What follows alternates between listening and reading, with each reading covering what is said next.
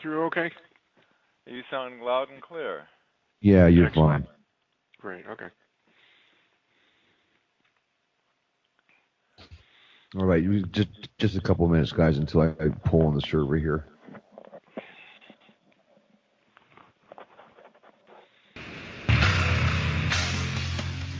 This is the people's war. It is our war. We are the fighters. Fight it then. Fight it with all that is in us. And may God defend the right. Live on the air now. We gotta stop them! They're gonna kill us all! See how the trouble you've started? Be they the government, be they industry, be they organized labor, be they anyone, or human beings. Time when the operation of the machine becomes so odious, makes you so sick at heart that you can't take part. You can't even passively take part. And you've got to put your bodies upon the gears and upon the wheels, upon the levers, upon all the apparatus, and you've got to make it stop. And you've got to indicate to the people who run it, to the people who own it, that unless you're free, the machine will be prevented from working at all. Revolution Radio at freedomslips.com, the #1 listener-supported talk radio station, throwing ourselves upon the gears of the machine. Revolution Radio, where information never sleeps. You called down the thunder, well now you got it. Right, you tell them I'm coming, and hell's coming with me, you hear? Hell's coming with me! Revolution Radio.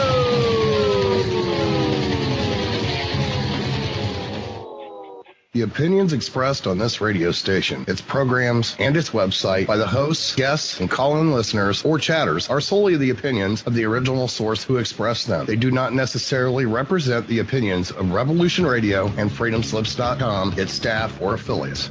You're listening to Revolution Radio, freedomslips.com, 100% listener-supported radio, and now we return you to your host.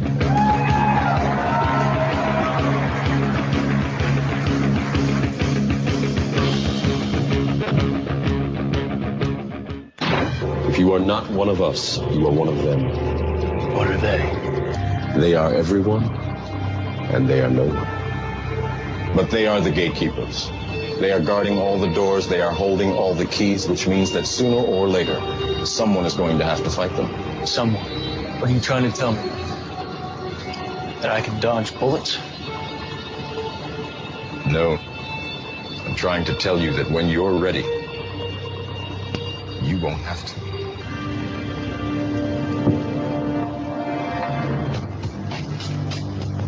The Matrix is a system, Neo. That system is our enemy. But when you're inside, you look around, what do you see? Businessmen, teachers, lawyers, carpenters. The very minds of the people we are trying to save. But until we do, these people are still a part of that system, and that makes them our enemy. You have to understand, most of these people are not ready to be unplugged. And many of them are so inert, so hopelessly dependent on the system, that they will fight to protect it. Were you listening to me, Neo? Or were you looking at the woman in the red dress? I was... Look again. Freeze it.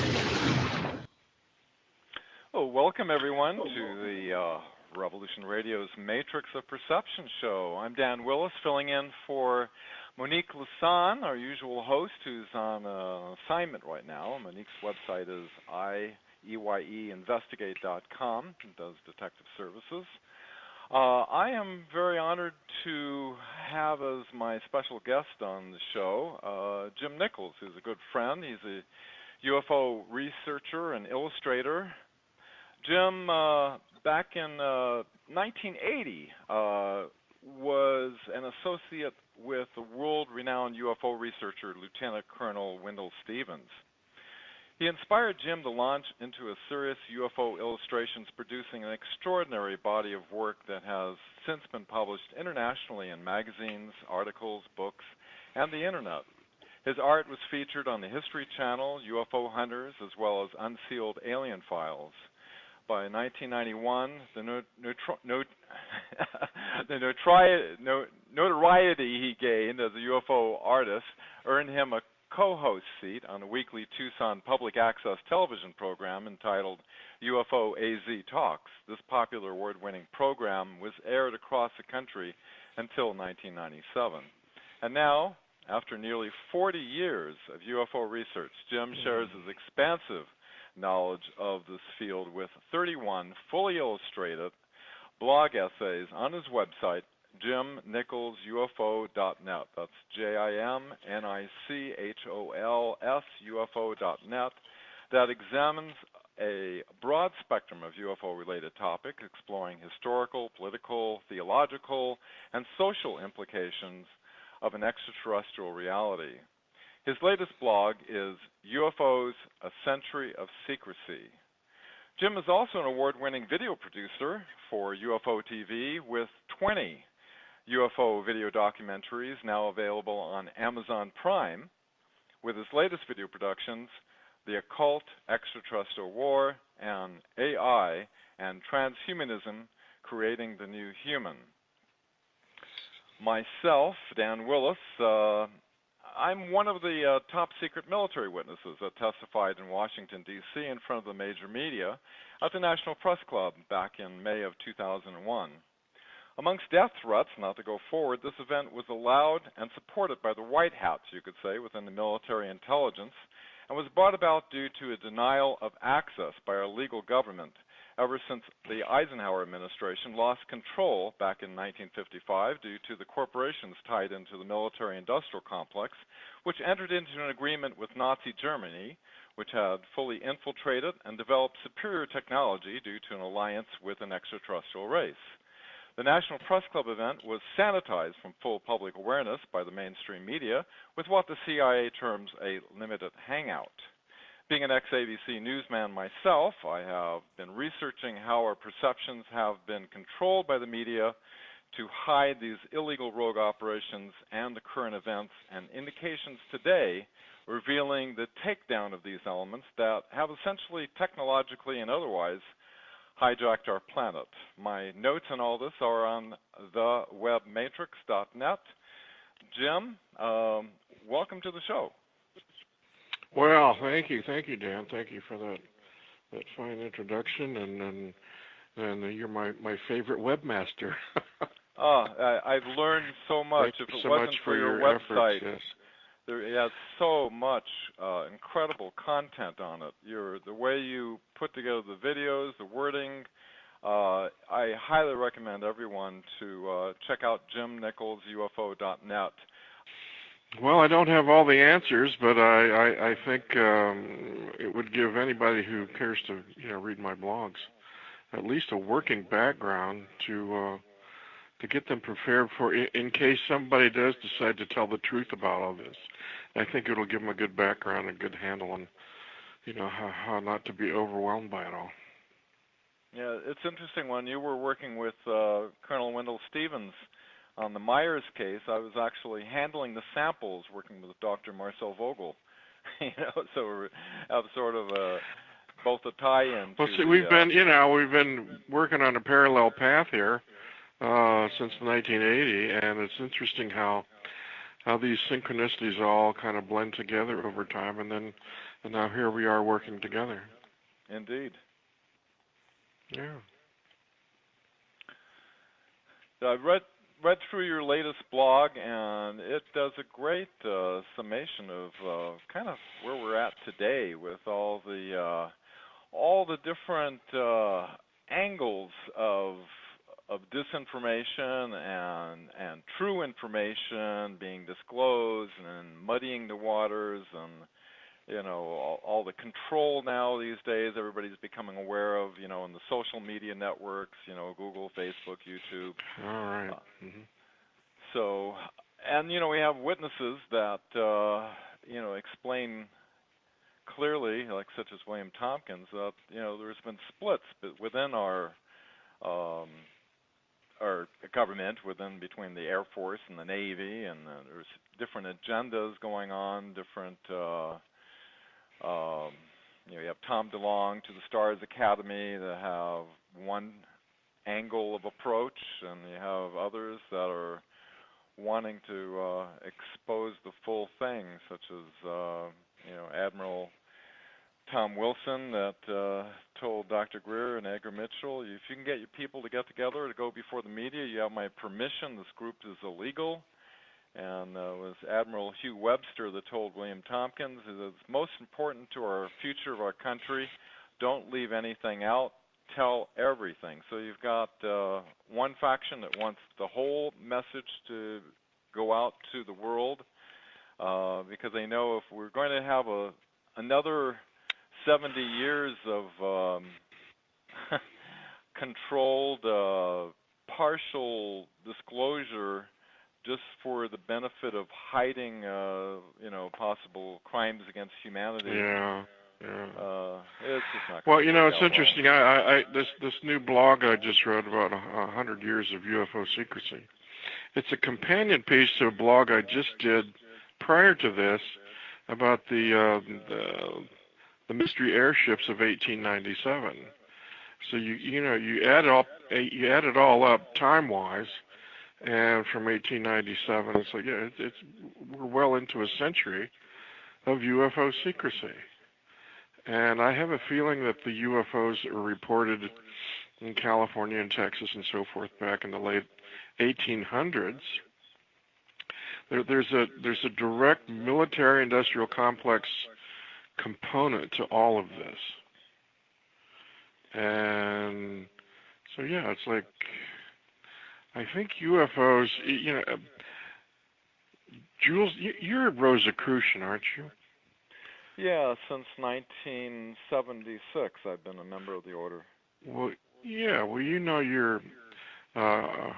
good buddy Jules Verne was also a Rosicrucian, and back in the late 1800s, he was writing fiction about amazing flying machines. And I don't think it was just fiction, and I rather suspect that there were other members of those secret societies that after the Civil War, it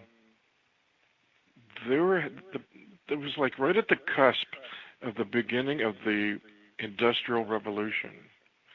And I think there were people all over the place who had fantastic ideas of building steamships and railroads and flying machines, and that they were experimenting with all kinds of different modalities for powered flight.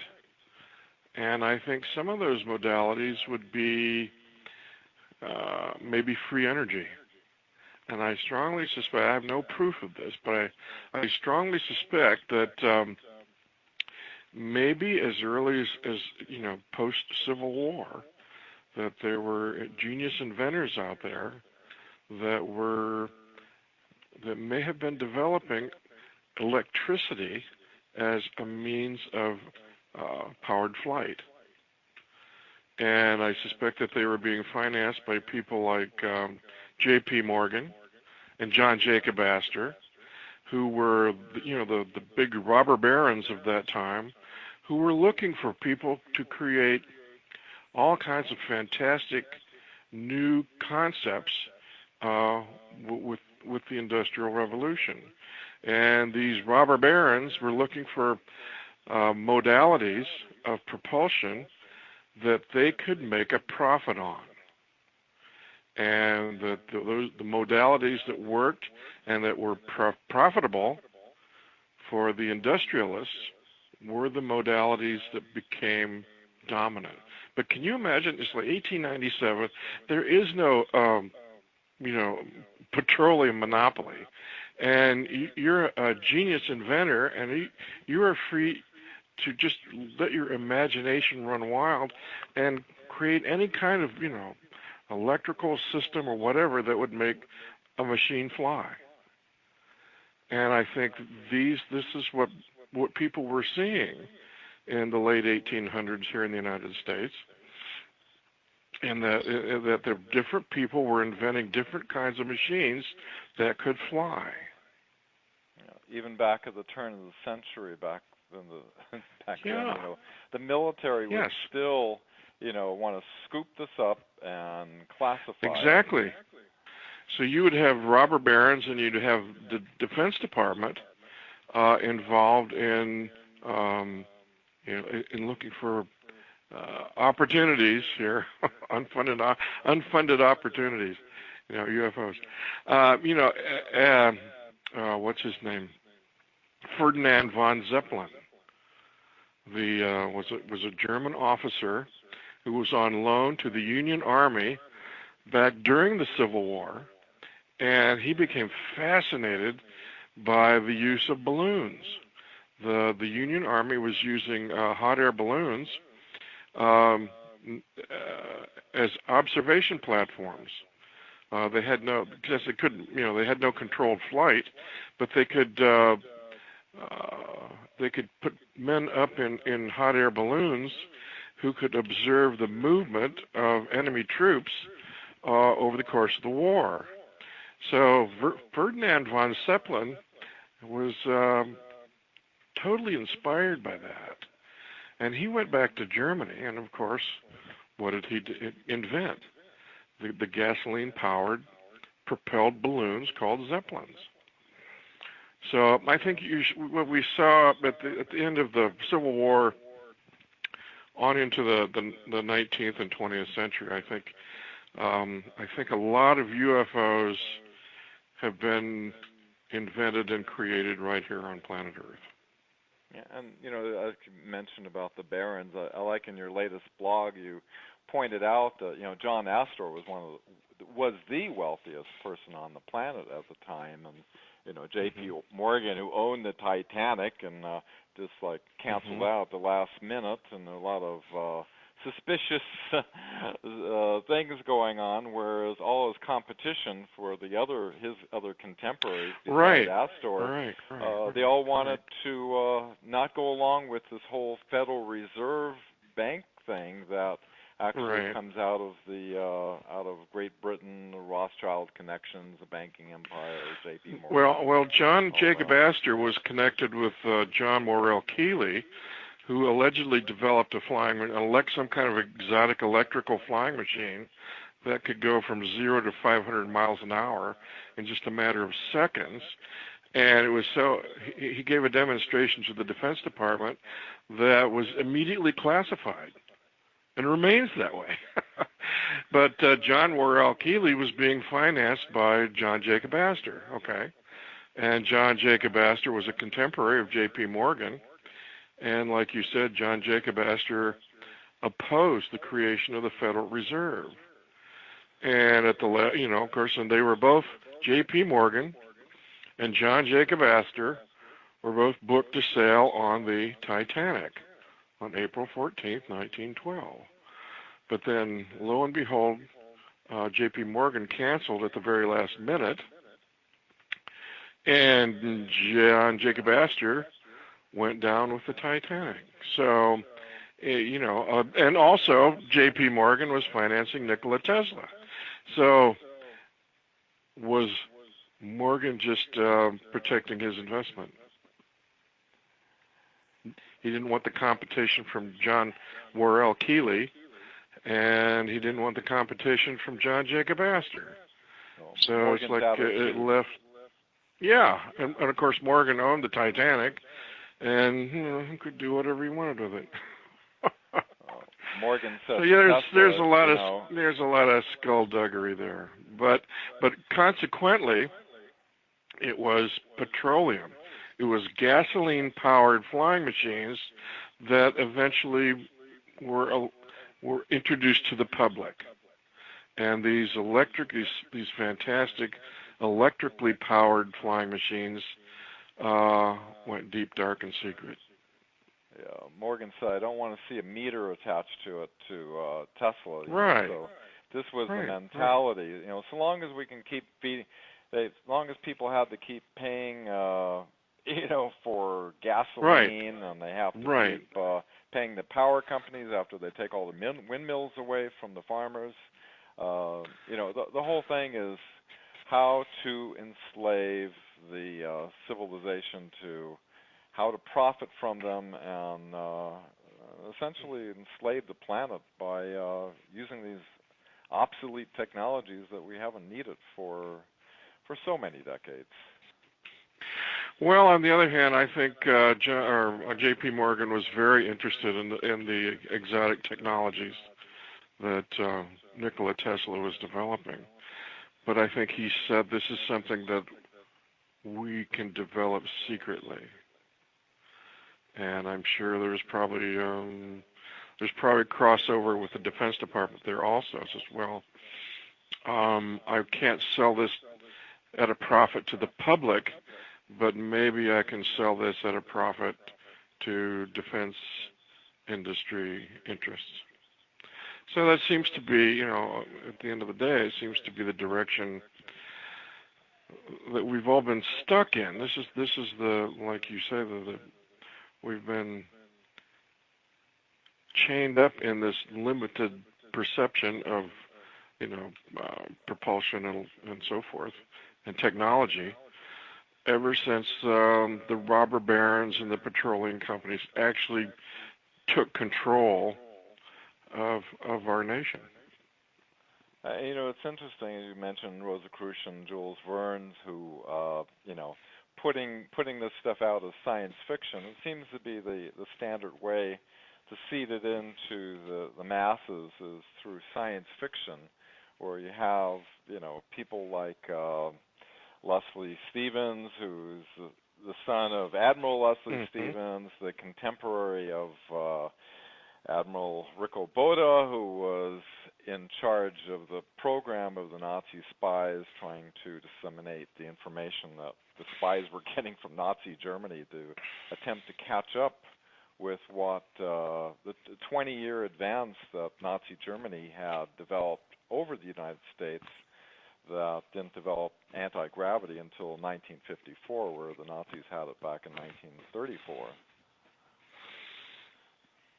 And this allowed them to intimidate Truman and Eisenhower into this agreement that basically lost control to the corporations of the industrial military complex back in February of 1955 with the agreement that Eisenhower had kind of forced into. Exactly, yeah. Well, it's interesting, too, that if you go back and look at I've gone back and done some interesting research into the time period between World War I and World War II, and I've taken another look at the Versailles Treaty at the end of World War I, where the Allies, Britain, France, the United States, and Russia, all decided to punish the Germans for World War I. And Germany was, the German military was completely decimated. They had to destroy their air force, their navy.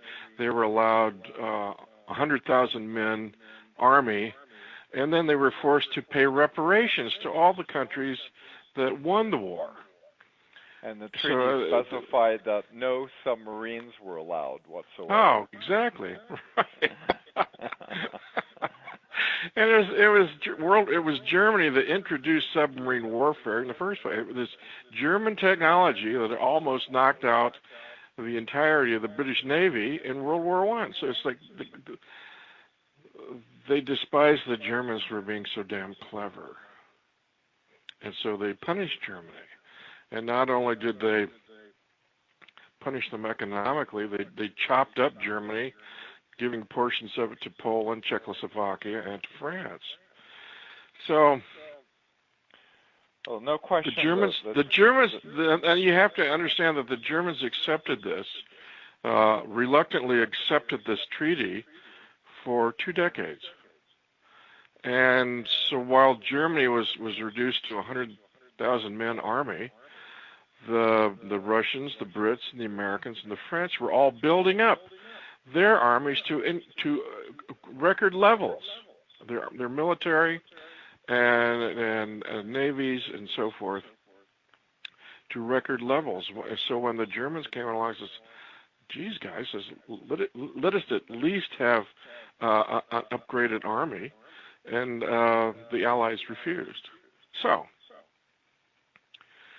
consequently, the Germans says, right, well, the Germans says, okay, if that's the game you want to play, then we will start to look into alternative technologies for petroleum, for propulsion, for whatever. So it's like, but well, you have 1919, you have W.O. Schumann at the Vril Society, and they're making contact with extraterrestrials seeking alternative energy sources. So it's like, it's like the Allies created this monster themselves. They have nobody but themselves to blame if the Germans went out and developed alternative technologies that were totally successful. Totally successful. So, it's like, what else can you? It's like, gee, they didn't mention free energy in the Versailles Treaty, so I guess that's our alternative to the limitations on the Versailles Treaty has laid upon us here.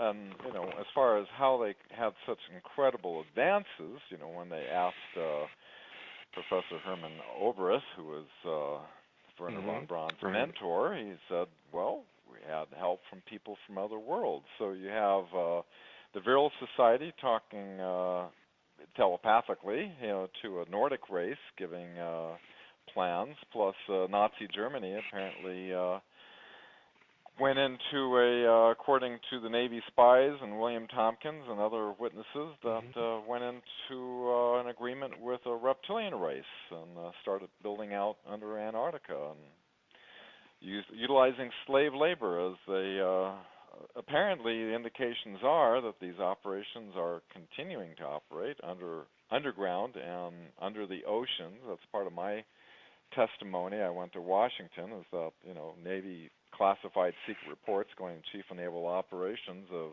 discs coming out of the ocean, glowing reddish orange, going 7,000 miles per hour. This is back in 1969. So apparently they have bases deep underneath the oceans. So that Soviet intelligence reports said that more than half of the UFOs coming in and out from our planet are coming out of the oceans. We're far removed from we're, unless you're a fishing boat way out in the middle of nowhere, from any human eyes. Well, isn't that interesting? Wendell Stevens told me that he spoke with, I think it was a Polish POW who worked at one of the German saucer facilities. And he said one day they had one of the honeybees parked there on the runway, and they told the men to go out and wash it, hose it down and clean it. And so they tried to spray water on it, and the water wouldn't even touch it. The electrical field around the saucer made it impervious to water.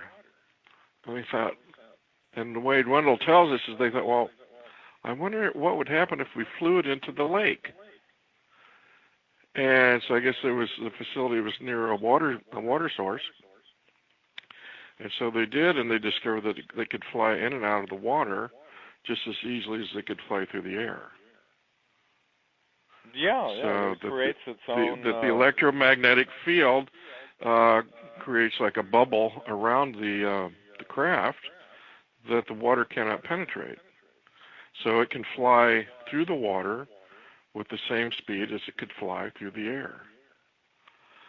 So I hear about all these stories of UFOs underwater, and it always reminds me of what Wendell told me about the German saucer projects, and that they discovered that they could fly in and out of the water. And then you have Admiral Byrd's, the story of Admiral Byrd's Operation High Jump in the Antarctic. And of course, there's always these outlandish claims that said that Byrd's fleet was accosted by saucers that could fly in and out of the water. And yeah, go ahead. Oh, I was just going to say, speaking of POWs during the war. Back in 1944, one of the POWs was an FBI interview of one who witnessed a German flying saucer. In the FBI teletype, it says, quote, "Upon interview advised that while German POW during 1944 observed the vehicle described as circular in shape, 75 to 100 yards in diameter, approximately 14 feet high, the vehicle was observed to slowly rise vertically to the height sufficiently to clear 50-foot wall and to move slowly horizontal right. To a short distance out of view." And this was an official FBI teletype. I think that account is also in the book Clear Intent by Barry Greenwood and Larry Fawcett, I believe. Yeah, it comes. The saucer lifts up from behind tarpaulin enclosure and just bzzz, sails off through the trees. Yeah, we have a lot of, this is the Matrix of Perception show, appropriately named. We have a lot of glitches, in the Matrix but they've only been able to keep the mass of the population ignorant of this by, controlling, as Professor Joseph Farrell, brought out, they used what's called the Vulcan-Shallon's Creed, worldview warfare.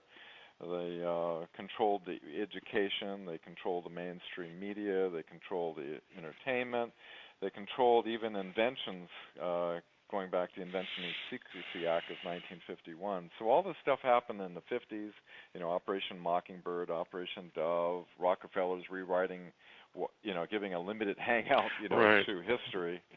And so we have generations. Speaking of, I think our whole history of World War II is a limited hangout. I think it's a controlled narrative, and it's deliberately written in such a way to draw attention. Not that they twist the facts; it's just there's major important facts that are just not included. And I think the anti-gravity research of the German saucer program, I think, was a major component of what was removed, but it's just never made it into the controlled narrative. So it's like I'm beginning to see the whole history of World War II as it flows from 1945 up to the present. Is like that whole, it's just a continuation of the whole controlled narrative fiction deliberately designed to keep the UFO, the anti-gravity technology, and the free energy technology completely out of the picture. But I just see the whole World War II and the whole UFO fantasy that we've been led to believe is all one single continuous fiction. They just left out a few insignificant details for future historians and school children reading history books, and that is that we didn't really win the war with the Nazis. They escaped, and through General Reinhard Gehlen, they were able to bring into the CIA all of the all of the Nazi spies and infiltrate into NASA, and little insignificant details. Well, one of the major fictions of 1945 is that the Allies won the war. Well, the Allies didn't win the war. The Russians won the war. The Russians won the war in Europe, and after the German military was defeated, Eisenhower stood back and let the Russians take over all of Eastern Europe. They took over a third of Germany. And General Patton begged Eisenhower. He says, Ike, we've got the army here. We can push these damn Russians all the way back to Moscow. And Ike wouldn't let him do it. So what did we do? We set up a Russian victory in Europe that was labeled the Allied victory. Well, that's hogwash. The Allies didn't win. Joseph Stalin won. and that was that was the beginning of the new world order right there. That was the beginning of globalism right there, because Eisenhower was not fighting for the United States; he was fighting for globalism, and that's the mess we've inherited ever since then. And what was a bigger priority is to go to the disc testing facility over in Pilsen near Prague in Czechoslovakia than to save those Polish people. So that was a sad thing. And then Patton mysteriously died, didn't he? Yeah, he mysteriously died when he started to disagree with the globalists and Eisenhower. So yeah, there's the. It's an interesting it's a point of view of the end of World War II that's not quite told properly in the history books. Completely distorted, yeah, and I think it's what the American people wanted to hear with the ticker tape parades and Oh yeah, they just wanted the war to be over. Right. An easy. But sell. So 3 years after the so-called Allied victory, we have to fly an airlift of food and supplies into Germany just to keep them from starving, because the Russians wouldn't allow it. So it wasn't much of a victory. And like Patton said, he said, we fought this war to rescue Europe. And what have we done? We defeated Germany and allowed Europe to be completely taken over by the Russians. So how in the hell do you call that a victory? But, can't argue with the history books.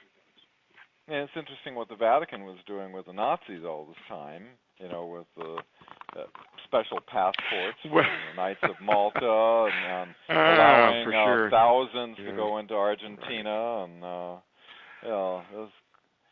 they were pretty much against communism.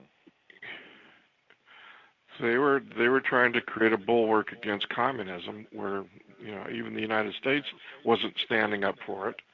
And Hitler, at the outset, had the option was to allow Germany to become either communist or Christian. And Hitler said, no, we're going to be Christian. We got to keep the communists out.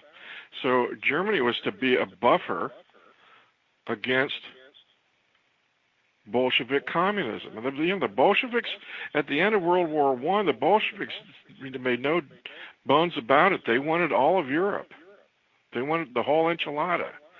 And Hitler was the only thing standing against the Bolshevik communists. So, but the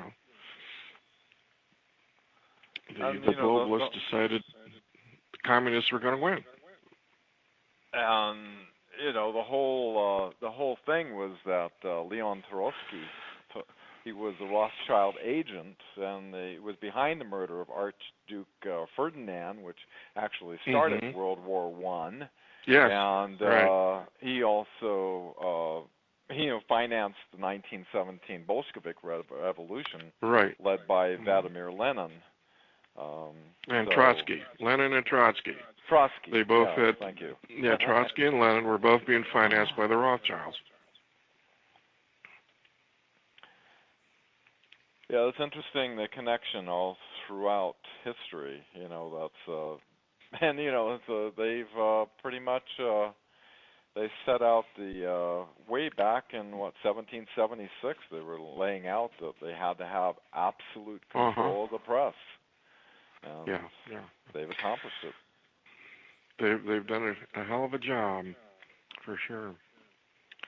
But yeah, even at the end of the war, I think the whole scenario of Hitler dying in the bunker was part of that controlled narrative, because the world needed to believe that Hitler was dead and the whole thing was over. And so that's they gave that story to them. But when Stalin was asked point blank, he says, "Did Hitler die in Berlin?"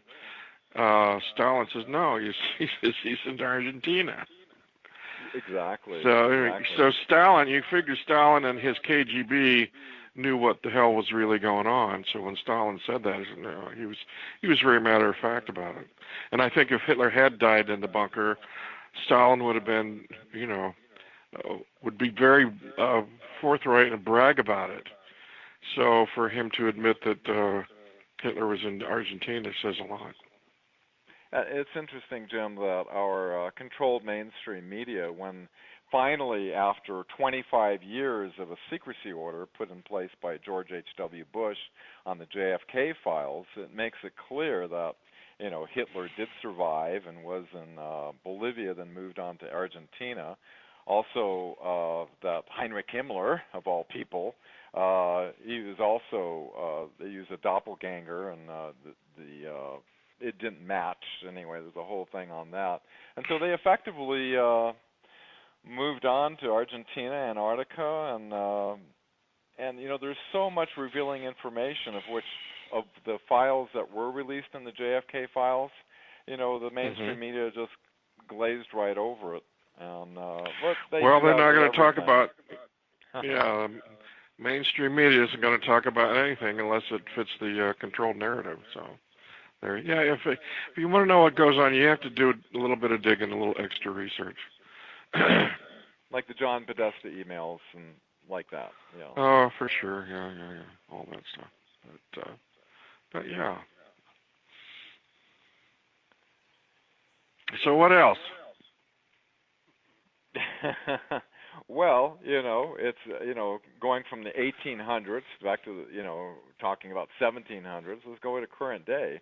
There's a lot of interesting things going on that when I went to Washington to testify, Jim, back in 2001, I had no idea what Operation Mockingbird was, and when a media company out of Hollywood wanted me to write an article, being an ex-ABC newsman, on who controls the agreed-upon reality through the mainstream media and why they fear disclosing the truth about the extraterrestrial reality. And I started the research, and I found your website, and you pointed me in a direction of a couple of authoritative authors, and I started to go back. For me to write an article, I had to understand it. I'm not a UFOologist. I'm not a historian. In fact, I got an F in history, in school. Oh, you're telling on yourself now. Okay. I did this. I was the same way. History was, it was totally boring. Once you understand the history that you're taught in school is designed to be totally boring, designed to be totally disinteresting. Right. And but once you start to see the patterns in history that we weren't told, then you go back and reinvestigate history on your own, and it becomes incredibly exciting, incredibly enlightening. Yes. I call them indicators. I had to do a chronology. I figured, starting at the year 1900 to present day, which I put up on the webmatrix.net. What you do is, I had a solid base in order to reference to on this crazy subject, and that was over 500 military intelligence witnesses, including admirals, generals, astronauts, all the supporting documentation that many of the witnesses brought to the National Press Club, Office of Naval Intelligence, Air Force Office of Special Investigations. All this is substantiated by many documents that have been unclassified over the years. I even sent a request to the CIA for all the FOIA, on the UFO reality, which they sent me. After you plug this in and then start plugging in and doing research and finding out, you and I both have the same effect. It's like, oh my God, this is real. I can't believe it, and then you start, because we've been indoctrinated since childhood to believe this fantasy reality of what the history of the United States has as far as, behind World War II and the elements that infiltrated and who's in control, and all these fairy tales that we've been Santa Claus and the Easter Bunny that we've been led to believe. And when you start to find out the real story, it's actually more exciting than any science fiction movie you can ever imagine. Right. Yeah. It's like a fiction writer would be hard pressed to come up with anything as fantastic as this.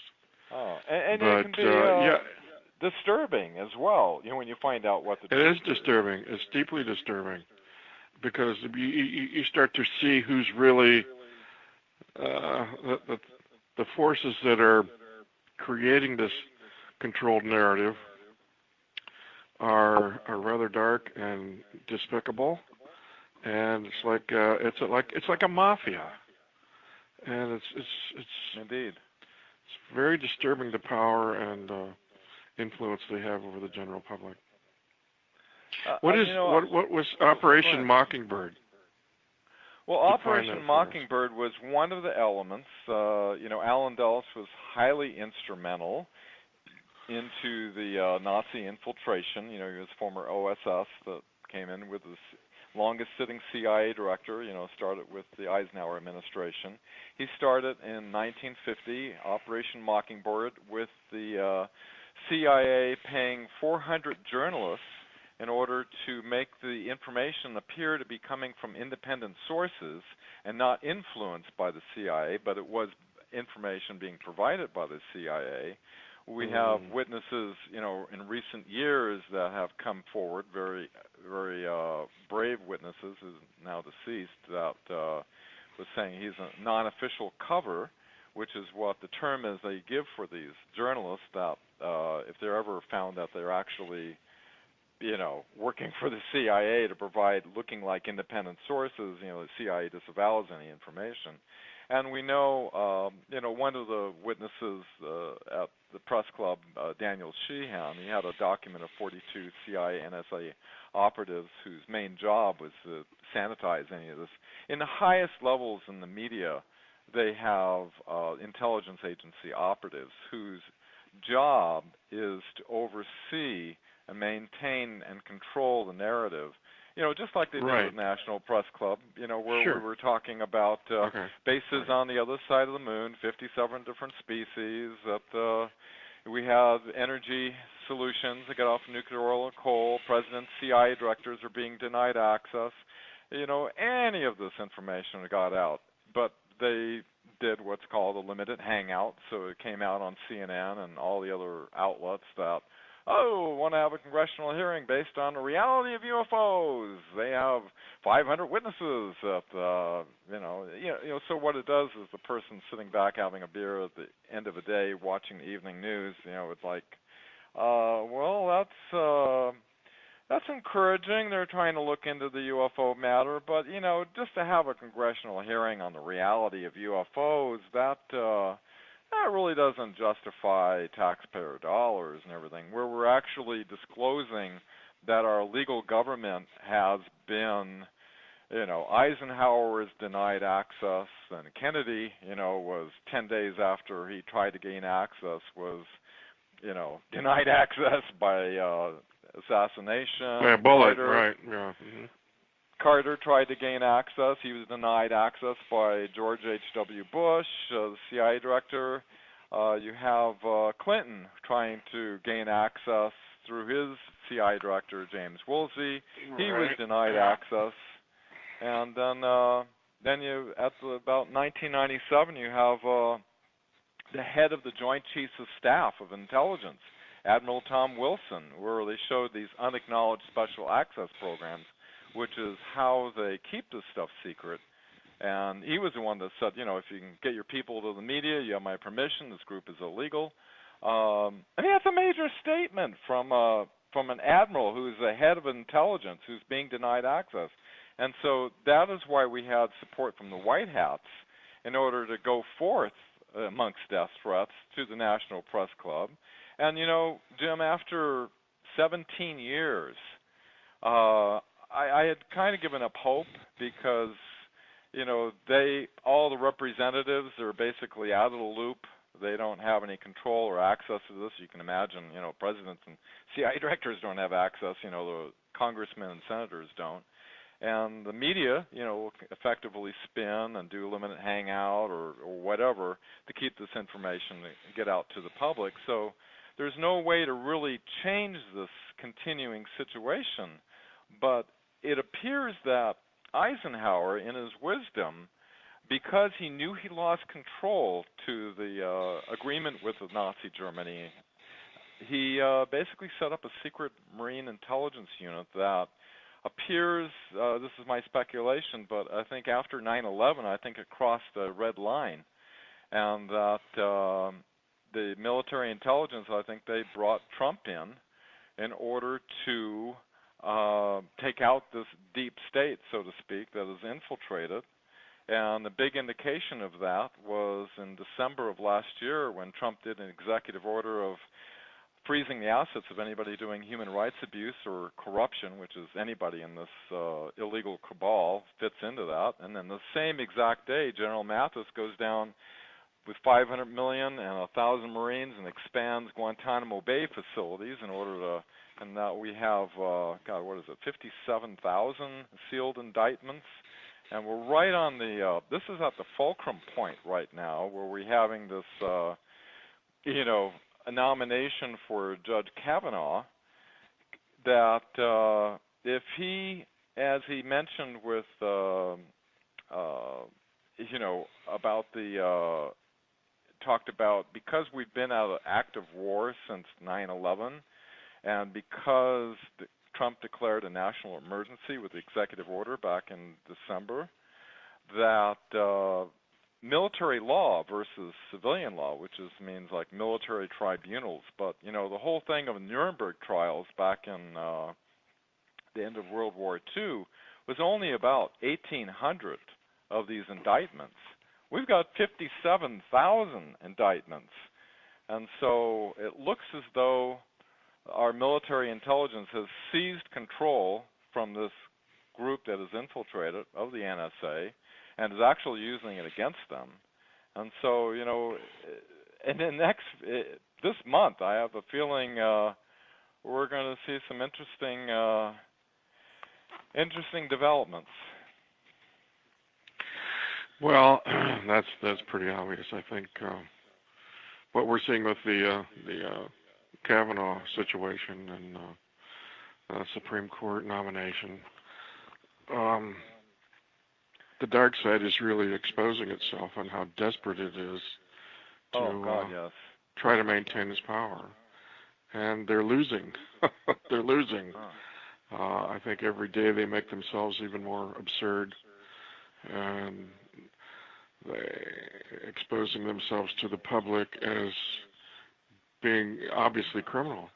And you wonder how terrified they must be to pull these kind of shenanigans.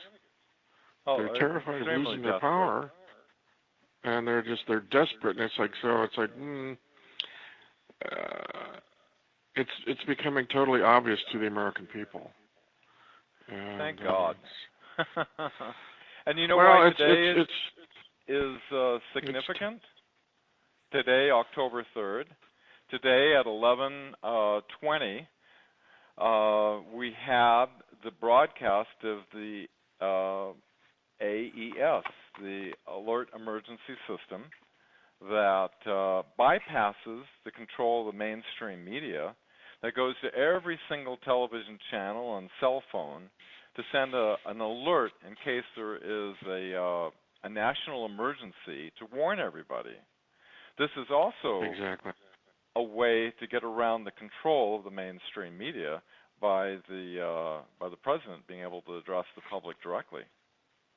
Exactly. Well, yeah, we may be going all the way back 200 years to redefine our national constitution.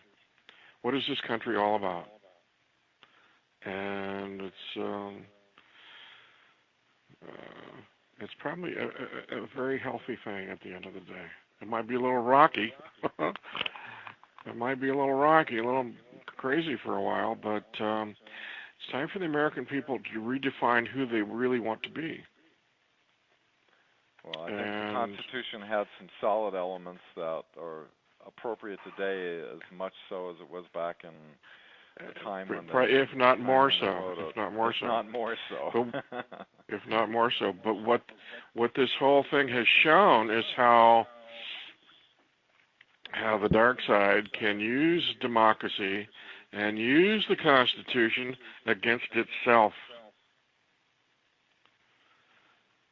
They can use free speech to tie up congressional issues in gridlock, and they laugh and smile and pat themselves on the back because they're exercising their democratic rights. And unfortunately, that's one of the weaknesses of democracy. And the Bolshevik infiltrators who are causing all this understand that, and they know how to use democratic institutions and so forth against themselves.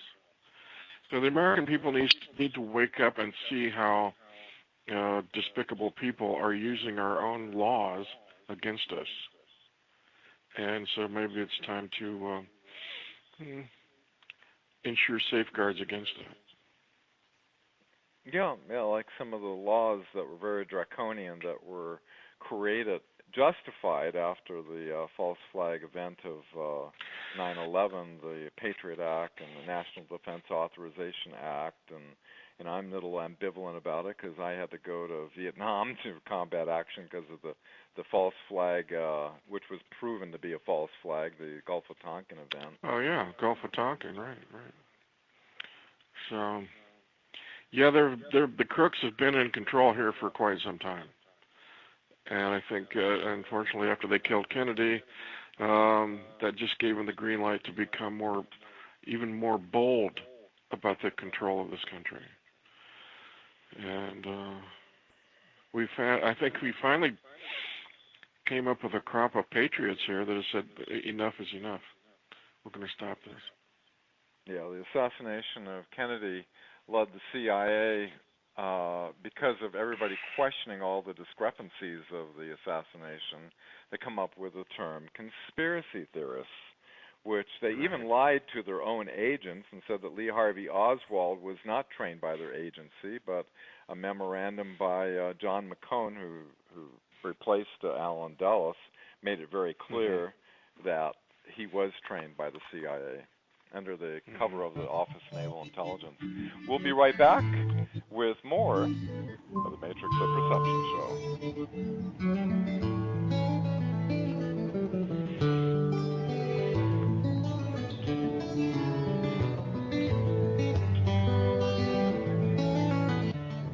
Welcome back to the Matrix of Perception show. I'm your host, filling in for Monique Hassan, who's on assignment over in Spain, I believe. I'm not sure, but Monique hopefully will be back with us. I want to say that Revolution Radio is listener supported, so it's avenues like these that get the information that you won't see on the other mainstream media channels. So, they're doing a good service for humanity, educating everyone. Speaking of educating everyone, I'm honored to have my friend and guest Jim Nichols on the show. And let's see, we covered the beginning of the history of the world on the first hour. And let's see, what's left to talk about? My God, we have another hour here, Jim. Well, we got to talk about the rest of the history. Hey, did you mention that that one of the admirals or whatever in NSA told William Tompkins to tell it all? Yeah, when back in 2001, when he met with Admiral Hugh Webster, he wanted to make sure that and William Tompkins is one of the most, unlike other secret space program witnesses, whistleblowers, when you call them, He had a lot of documentation. People verified where he worked at McDonnell Douglas. He had a lot of documentation. He was also supported by Navy captains and admirals. Dr. Michael Salla did a lot of research into substantiating and following up on this. And Monique actually did some research to try to track down his connections with Admiral Rick Oboda, who was in charge of the program. Anyway, he was writing his book what was it? It's Nordic Secretaries, oh my God, I forgot the name of the book. Anyway, I got a blank on it. But anyway, he was showing Admiral Hugh Webster all the information because a lot of this is highly classified, and he wanted to make sure that he could release it. And that's when Admiral Hugh Webster said, Bill, tell it all. It's most important to the future of our country. Don't leave anything out. And that is... well, that's interesting because that kind of flows in with the military who are backing President Trump at this time. So I'm just wondering if they had the idea even early on that at some point this will lay the groundwork for disclosure that will come, later on after the dust clears or whatever. But yeah, I have. You can go to my blog, The Occult Extraterrestrial War, and I talk about William Tompkins and his story and his connection with his understanding of how German technology from World War II was being rolled over into our own post-war technology to develop the secret space program. He passed away, last year. But right the name of the his book, by MUFON. the way, just for reference for the listeners, is Selected by Extraterrestrials. Exactly. Right. Yeah. So once in a while, and he said that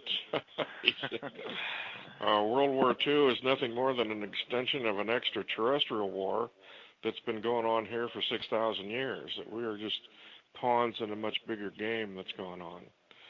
And considering the scale of the issues that we're dealing with right now today in this country, I would say that there's probably something to that. It feels like we're dealing with powers and principalities much bigger than just planet Earth. Oh yeah, we have extraterrestrial bases all over this planet. Many of them are joint military extraterrestrials. Even the previous Prime Minister of Russia leaked that he said the American media took it that he meant you can find out more about this by the documentary called Men in Black. But of course, the American media spun it to make it the comical, Will Smith, American version. But exactly. The documentary indicated that there's bases in mountains and so forth, and under the ocean, and this has been going on for some time. And I think one of the fears of this predatory race that Tompkins mentioned that had control over the Earth for 6,000 years is that the Nordics really want to, not do this to humanity on this planet, and so we've got a little help, and so it seems that's coming in form of, they worked with back in the late 90s, the late 40s rather, when there was a split for the RAND Corporation out of Project RAND, which the Air Force took control of, and the Air Force, along with the CIA and the Eisenhower administration at the time, entered into these agreements, which they, from what he was saying, is to provided slave labor down to Antarctica. And it's interesting, Jim, that right at the end of the war, the mastermind for Hitler for the underground massive bases was Xavier Dorsch, who started in 1946 in New Mexico, where they started building under these massive, huge facilities connected by maglev trains, hundreds of these bases. And I just had a interview with Emery Smith, who was one of the new whistleblowers, or witnesses actually, and call him, not a whistleblower. But he worked, there was a 171 level base that was under Kirkland Air Force Base, in which he was actually doing medical operations of thousands of samples of different extraterrestrial beings, working alongside extraterrestrials. And so, you know, you have these people that are coming forth, very few, unlike, you know, Phil Snyder, who they suicided, whose father was one of the paperclip scientists, was actually a medical officer on board the USS Eldridge, you know, which they were doing Tesla's and Einstein's experimental magnetic generator, which I happen to know the scientist who was Dr. Schwartz, who actually had one of the generators that was taken off the Eldridge, Dr. James Schwartz, and fired the thing up and actually created a portal where this woman back in the 70s had a Brownie Instamatic camera, and this creature came through the wall. You could see it. I actually put it up on the website during the, I think it was 1943 on the timeline. You can see its face, its eyes, its arms, and the creature was saying, "What are you people doing? What do you want?"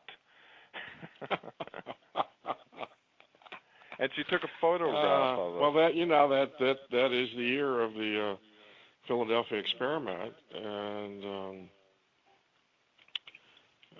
that's when apparently Nikola Tesla was involved in helping to get that big generator built to make the Eldridge disappear. Yeah, the poor sailors on board, huh? Navy, never again volunteer yourself. You know. Exactly. Right. Those poor guys. Oh my God. Well, you know, it's like Hiroshima. It's like Hiroshima. We got to set the bomb off on a population to see how it works on a population. So it's like we have to do this Philadelphia experiment with personnel on board the ship to see how it affects them. And it's like, well, if they die, they're just collateral damage. They died in service to their country, and that's how you rationalize that. Reminiscent of the troops walking toward the atomic explosion back in '45. Yeah, guys, we're going to show you a big bomb, a big bomb explosion. You'll love it. Nothing like it. But yeah, that's you know, you die for your country. So they don't ever specify how you'll die for your country, but either way. But yeah, you're up in Portland? Where are you located? I'm remotely in the Siskiyou Mountains in southern Oregon on a mountaintop off the grid. How far are you from Mount Shasta? I'm about an hour and a half from Mount Shasta, of which this whole area, by the way, is where William Tompkins was working with the Navy League, which he said there's 5 huge Nordic underground bases in this area. Well, isn't that interesting? Have you ever looked into the legends of the underground activities in Mount Shasta? Well, sure. You know, Phil Snyder did draw out a diagram which goes, you know, it shows a lot of it hubs out of New Mexico, you know, going up to Dulce and up to Colorado and over to Area 51 and down in Catalina Island and 29 Palms, and then shoots up all the way up to California, up to Mount Shasta, where it even states it's an extraterrestrial base up there. Well, it's very interesting because there's a lot of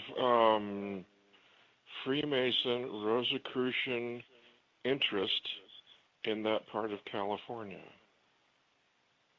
And I think in the mid-30s there was a guy named J.C. Brown who claimed to find a cavern that led into Mount Shasta, and he found like gold plates and a lot of gold paraphernalia and chambers that looked ancient. I won't say extraterrestrial, but it's like some ancient civilization had been had a base there inside the mountain, and he was going to lead a group of 80 people to go back into the cave and see if they could go deeper into the mountain. But on the day they were supposed to leave, he disappeared. So he's either a liar, or he was secret societies decided to protect the secret of that Mount Shasta, and that he was killed. But then it wasn't long after that another prospector, a guy named Guy Ballard, tells a very similar story where he claims that he was accosted by none other than Saint Germain on the foothills of Mount Shasta. And that his story was that Saint Germain took Mr. Ballard out of body to a facility inside the Grand Tetons, which was a multi-level facility that had all kinds of, it sounds like something out of Indiana Jones, but it's very interesting that these people have kind of a Rosicrucian Freemason connection who are telling these stories. And there's so much of that influence that's in and around Northern California. So it's like, my sense is that the secret societies know a history of the United States and a history of North America that none of us know. And if you'll recall your, what's his name? Sir Francis, one of your classic heroic Rosicrucians was Sir Francis Bacon, and he wrote the book The New Atlantis, in that writing about North America, that they believed that North America was Atlantis. And so they sent people like my ancestor, Meriwether Lewis, and Mr. Clark, who were Freemasons. They sent them across the United States, not just looking for the Northwest Passage, but I think they were looking more specifically for clues that North America really was Atlantis. Well, yeah, Francis Bacon, alias yes, Shakespeare. Alias Bill Shakespeare, right? He was the Grand Imperator for the Rosicrucian Order. Also, was involved with the Freemasons as well. Yes. They moved it from France, where my family came from, which were tied in with all that stuff. They moved it over to San Jose, California, where they started the new, ancient mystical order of the Rosy Cross. There you go. But, I've been up, into the higher levels, obviously, and so I've seen nothing but, benevolent teachings that come out of the, going way back to the mystery schools of ancient Egypt. Well, I rather suspect that they have found clues, and they know that there are places in Mount Shasta and lots of other places around the country that fit their history, their secret history of North America and so forth. But I think at the end of the day, they came to the conclusion, along with the Nazis, that it was actually Antarctica that was Atlantis. Yes. So consequently, you had Freemason Admiral Richard E. Byrd, and you had the Nazis, the Nazi SS, who were essentially German Freemasons, it's like they all converge in this secret society ambition to go down to the Antarctic. You can imagine how elated Heinrich Himmler was when they discovered that, as General Dewitz, of the Grand Admiral who took over from Grand Admiral Karl Dönitz, exactly. He said, we have located the Shangri-La. And they called it Shangri-La. They had allegedly found a passageway, a subterranean undersea passageway that went all the way through Antarctica. So his submarines could access all the way through into the interior of the Antarctic. And modern day has substantiated that there's a huge under, and they even, revealed a Nazi, instructions to the U-boat commander of how to navigate it.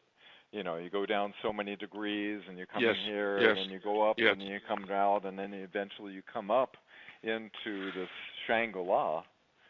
That they kind of made fun of it, with what was it? Lost Horizon. What was it?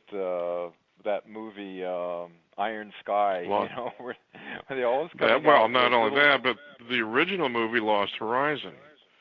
Oh, which that's right. Where they introduced had a Nazi the idea. Sub. No. This is 1937. There was this Lost Horizon. It's the old movie with Ronald Colman and Jane Wyatt, where they go to where they discover a secret valley in the mountains of Tibet, which is called Shangri-La. But the valley in the Shangri-La Valley in the book Lost Horizon sounds identical to the Lost Valley that Admiral Byrd allegedly encountered in 1947 in the Antarctic. So there's these really interesting parallels, and there's too many connections to make me think, well, there's a lot of stuff that's being sold as fiction, but I think that there's a core truth to all of it. Exactly. Because allegedly there was, if you've read the books, have you ever read the books by Lobsang Rampa? I have not. You should read those, because he claims to be a Tibetan monk he's one of my favorite books is Cave of the Ancients, and that under the great monastery up there in Tibet, there's a passageway that goes into the mountain, and where there's all this ancient Atlantean machinery and technology that's preserved there. So here we have another connection with, Madame Helena Blavatsky, who claims that the Aryans live underground in the Himalayas, and it's like you connect all this stuff, and that's what inspired the Nazis. That's what inspired Hitler and the SS to believe that they were descendants of this great master race, the Aryan race. So it's like all this, you weave all this stuff together. It makes a pretty interesting soup once you put it all together. But it's like,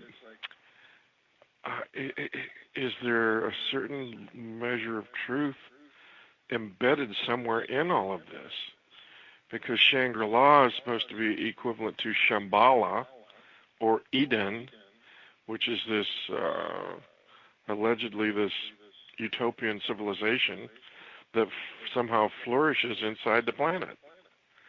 So I was like, it's either all totally wacko stuff or there's something to it, and I haven't made up my mind exactly what.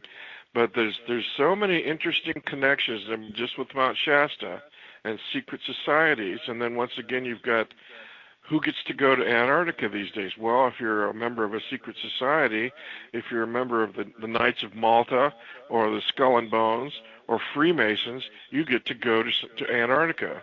Otherwise, it's off limits.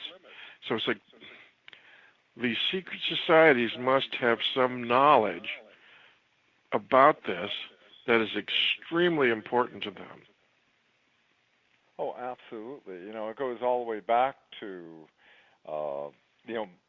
the idea that there was a super Earth called Marduk that was destroyed, which is our asteroid belt, and that we have refugees that came, and that the moon is actually an extraterrestrial.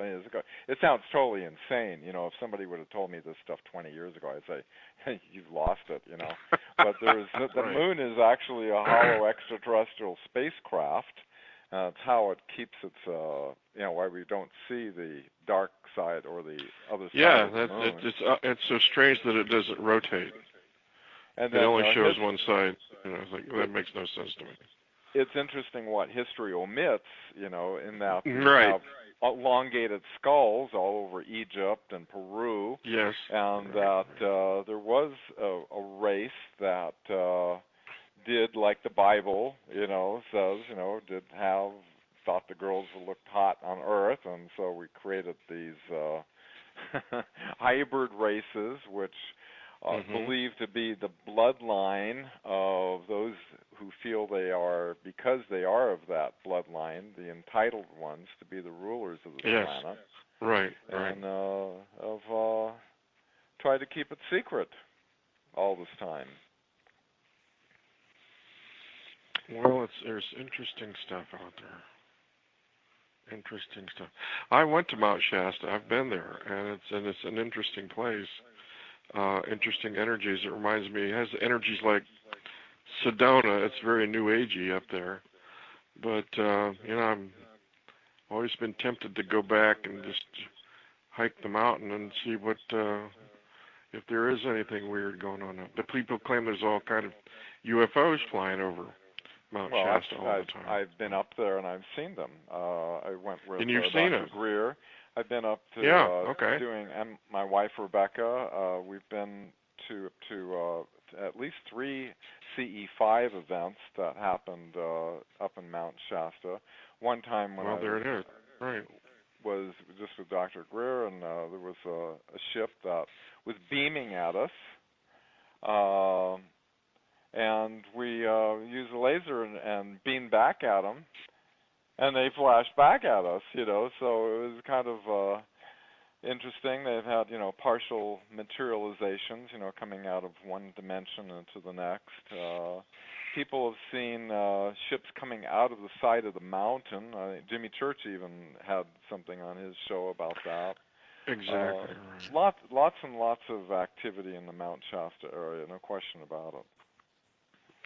What frustrates me, I hear so many of these stories about Antarctica and Admiral Byrd and being accosted by UFOs at the South Pole, but nobody ever talks about the activity that was going on at the North Pole at that same year. And my good friend Wendell Stevens he was a major with the Air Force, and he was assigned to Fort Richardson, Alaska, at the end of 1947, and they had established a huge B-29 base up there for the alleged purpose of mapping the North Pole. And one of Wendell's duties was to debrief the pilots after they came back from their North Pole for their polar flights, and they consistently told stories of flying discs that flew in and around the B-29s. They saw them parked on the ice pack, and they also saw them flying in and out of the water. And of course, all that documentation. Of course, the planes themselves were crammed with state-of-the-art photographic equipment and magnetic anomaly detection equipment. So that they were probably influenced by what happened with Byrd's Operation High Jump. So, and Byrd claimed, he just flat out said, the only recorded reference he made to unidentifieds at the South Pole is the United States will have to defend itself against aircraft, hostile aircraft that can fly from pole to pole at incredible speeds. Right.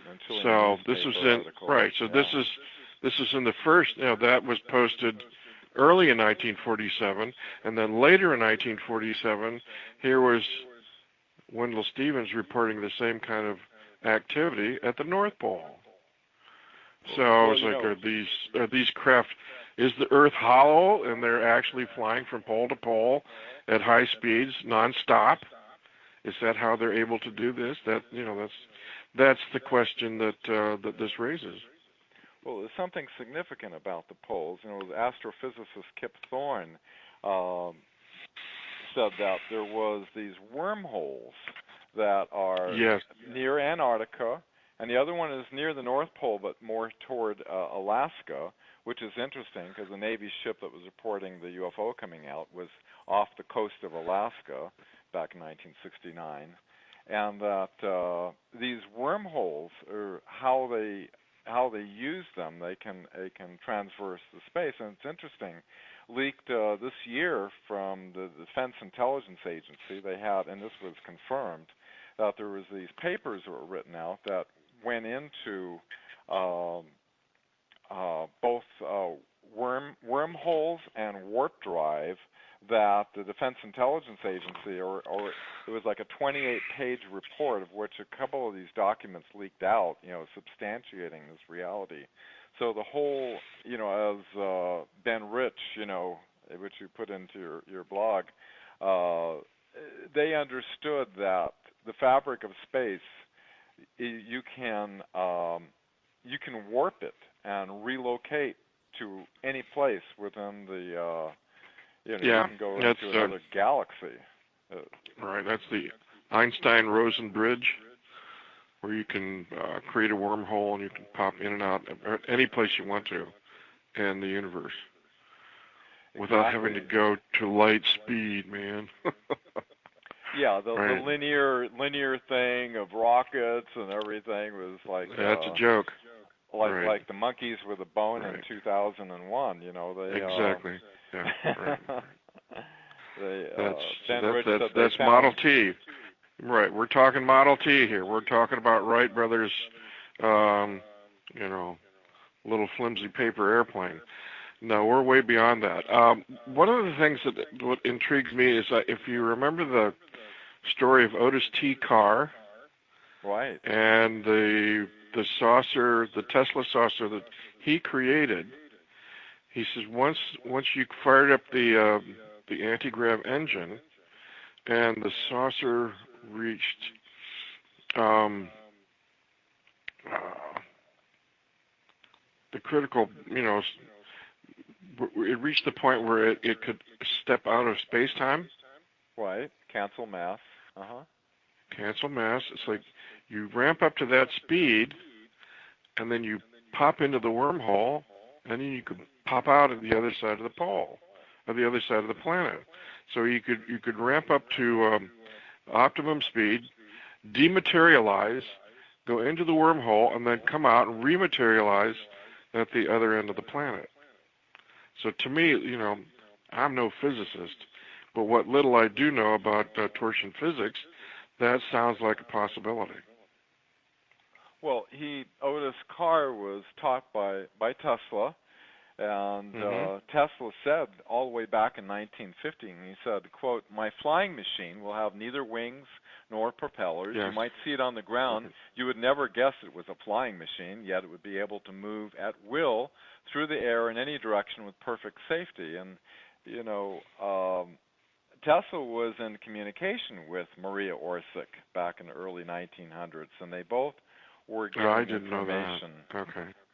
Yeah. Well, that sure makes sense. That makes sense that they were absolute contemporaries, right? Yeah. Yeah, they were comparing notes. And sure. What's interesting about the Viral craft, unlike the Nazi SF, they were both from Zagreb, Croatia. Croatia, yeah, absolutely.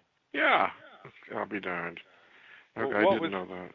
What was interesting is the connection between Maria Orsic and Tesla was that the Viral craft that was actually more advanced in some ways, brought from the Nordic information than the reptilian, Draco craft that the SS was working with, was that it was piloted through consciousness. And the same exact principles Tesla learned and bestowed upon Otis Carr, which, we had Otis, Ralph Ring, one of the pilots. There was 3 pilots on board. We had him on Revolution Radio on this particular show. And so, the fact that... Well, Ralph said the same thing. He said that's what Otis T. Carr shared with him, is that your consciousness is the navigation system of the ship.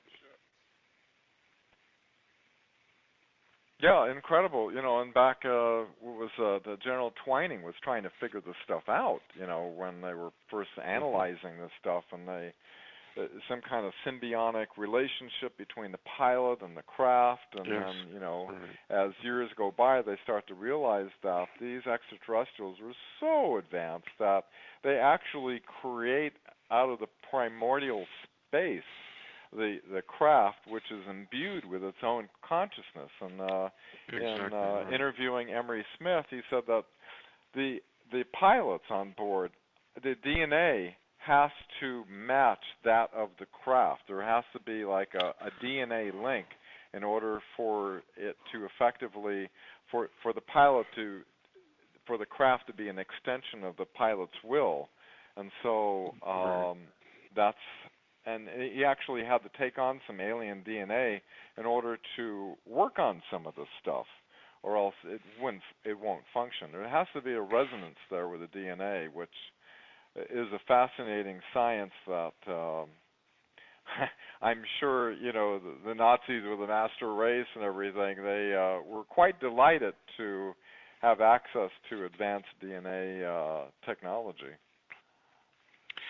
Well, that's exactly the way Wendell Stevens described the Billy Meyer beam ships, is that the pilot, Semyasi, the female pilot, who just by mere coincidence happened to look exactly like Maria Orsic, said the same thing. Exactly like Jessica, the Nordic secretary of Willis Tompkins.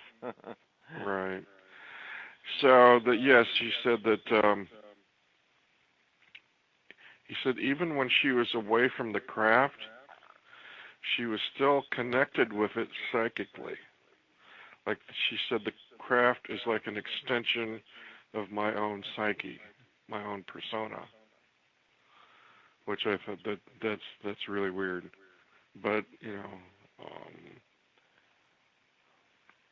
that's Pleiadian technology for you, or Aryan technology, however you want to call it. But but no, getting back to Otis T. Carr, Ralph Ring described the demonstration that Otis Carr showed them, where they had this like 3-foot model on the table, and they fired up the engine in it, and it levitated. And then it's like the surface of the craft looked like Jello. It's like it was vibrating Jello. And Ralph said he could put his hand right into it, and then the craft vanished completely. So that's when it hit 0 point. And I think, well, if that's when it could fly through the wormhole. You hit the 0 point, and then you go through the wormhole, and then you decelerate, and you pop out at your destination. Well, it's sad what happened with Otis T. Carr. The FBI came in, confiscated everything, and just ruined his life. And the FBI told Otis Carr that, quote, because your threat to overthrow the monetary system of the United States, unquote, is why they came in and shut him down. But I believe it becomes clear as you and I research back through history that if this technology gets out, it would ruin the oil empire, the nuclear energy, and the coal and all this stuff, because we'd have you develop free energy. We wouldn't need to have you could go from New York to Los Angeles in a matter of minutes. Yeah. Right. Well, it breaks up the old robber baron monopoly that was established, all the way back at the beginning of the 1900s, which has really been in control for more than 100 years here. and it's like it would break up that it'll break up that power base. There's another interesting story that I came across that I don't know if you're familiar with. There's a book, I think it's by a Dr. John Lerma, who was a doctor who specialized in people who were terminally ill, the near-death kind of experience. He wrote a book called, I think, Into the Light.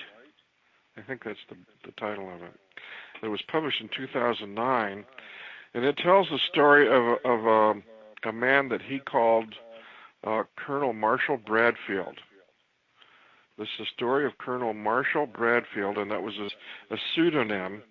Dr. Lerma couldn't use this gentleman's real name, but he was in his 90s. He was ex-military, and he was dying, and he wanted to tell his story while he still had the chance. And his story was that he was contacted in 1947. He was in New Mexico, and he was contacted by the rancher Mac Brazel, who found the wreckage of the famous Roswell UFO crash. And Mac Brazel asked this Colonel Bradfield if he would come out to look at the wreckage and get his opinion of it. And so Colonel Bradfield went out there, and he knew something really exotic had crashed there, and he was impressed that there was no smell of airplane fuel.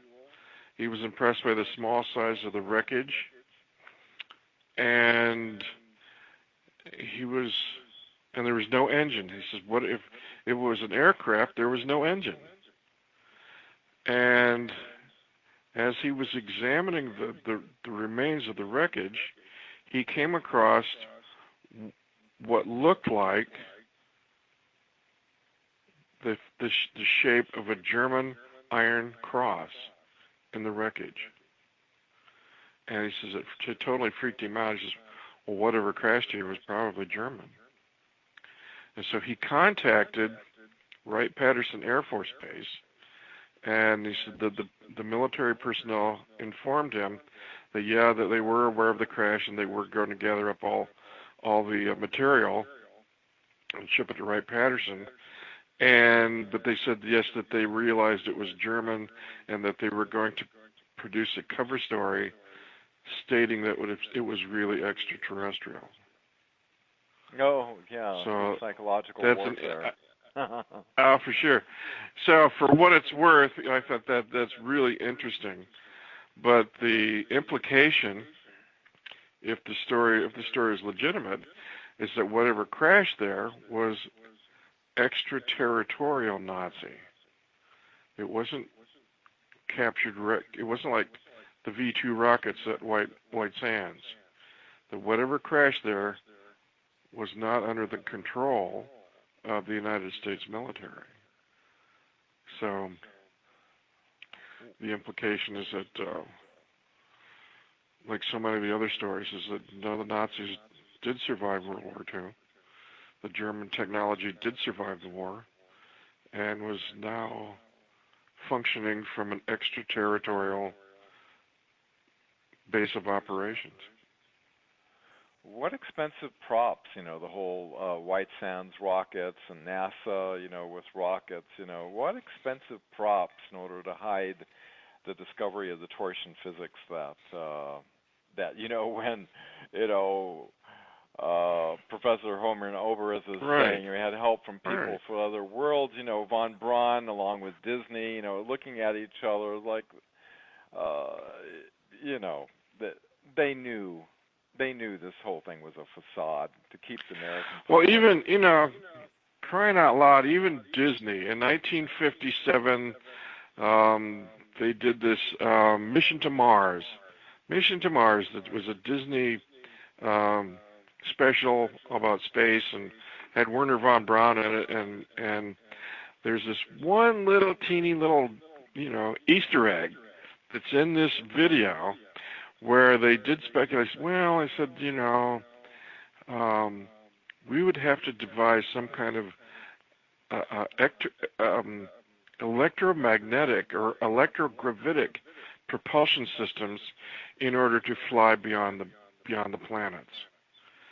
And they very specifically stated that yes, we would need to develop some kind of electromagnetic propulsion system that beyond rockets that would allow us to fly through deep space. And what did they show as the image? They show a flying saucer. Yeah, it's right in your face. There's a Disney Easter egg right there for you, right? And this is like a year after they did Forbidden Planet, where they showed electrogravitic flying saucer piloted by military from planet Earth. So it's like it was that era in the 1950s where they were still, I think, playing around with the idea of making this technology public. Yeah, Forbidden Planet was right there in your face, where they're going through a warp where they ended up near the planet where Dr. Morpheus was. Yeah.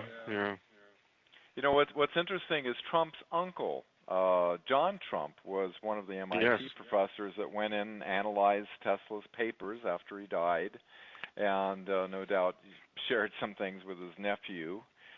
Because Trump had his inauguration speech that he wrote himself. He said, quote, "We stand at the birth of a new millennium, ready to unlock the mysteries of space, to free the earth from the miseries of disease, and harness the energies, industries, and technologies of tomorrow," quote unquote. And I think, because I spent 10 years, as you know, meeting with scientists and inventors, which many received, some were murdered, and many of them received national security orders where they couldn't release the information to the public. And so, in order to maintain the status quo on this planet, which has, been hijacked, it may be that if this cabal gets decapitated and incarcerated, maybe in Guantanamo Bay, that we might be able to see some of these highly advanced technologies that, because the way we're going, the way it's destroying, we don't have technologies that are working in harmony with our biosphere. No, not at all. And you got Elon Musk talking about putting a colony on Mars. I mean, who in the hell would want to live on Mars anyway? The whole thing's a freaking desert. Planet. I love this planet. It's like this is the most beautiful planet in the solar system, and you would trade this for a rust red desert? I don't think so. Exactly. So it's like, why didn't we take all that effort and technology to clean up this planet and make it a paradise, make it a utopia here? We certainly have the technology to make that happen. It's like what we need is the intention. We need to have the collective intention to make that happen. And what we have here is a group of criminals who have the opposite intention. They want to destroy this planet, and it's time to bring that to an end. I think we're on the cusp. Trump makes me feel like we're on the cusp of a real renaissance. It's like we're going to take the clamp off our minds, and it's like we can blossom. It's like there's no limit to what we can do here. But we have to stop being strangled by these people who have absolutely no vision for this planet. No, it's a criminal cabal, and like you said, they operate very much like a mafia that sees the whole surface-dwelling population as nothing but a slave resource, while they keep their elite and their advanced technologies that seem like science fiction to the average person because of our years or decades of false indoctrination. Yeah, we're at a very exciting moment right now in time and history. While these sleazeballs live it up on their yachts down in the Cayman Islands, It's like, wait a minute. It's like, I think this has got to stop. It's got to stop. Oh, yeah. Tens of millions of jobs can be created. We release these energy devices and get rid of this grid system. We have anti-gravity. We've got technologies that would just completely revolutionize, as you say, like be a renaissance on this planet. Exactly. Would transform this Earth to the beautiful I think it was meant to be. I listen to Trump, and I think he senses that. It's like we have this potential to just unleash our creativity and our innovations, and it's like clean up the planet, clean up the water, clean up the air, actually make real food, actually produce a real food that might produce really healthy people. Imagine such a thing. And it's like this is still our potential. So we have an amazing potential to experience this, to bring this about. And it's like let's do it. Oh yeah, we don't want to go to Mars. Like the shirt that Buzz Aldrin was wearing. Get your ass to Mars. It's interesting what him and Neil Armstrong actually experienced, according to William Tompkins, who was viewing on the live monitor a direct feed that the people of the world did not see from TRW in Redondo Beach, where they had these huge Draco-reptilian starships lined up on the far edge of the crater that basically warned us off the moon.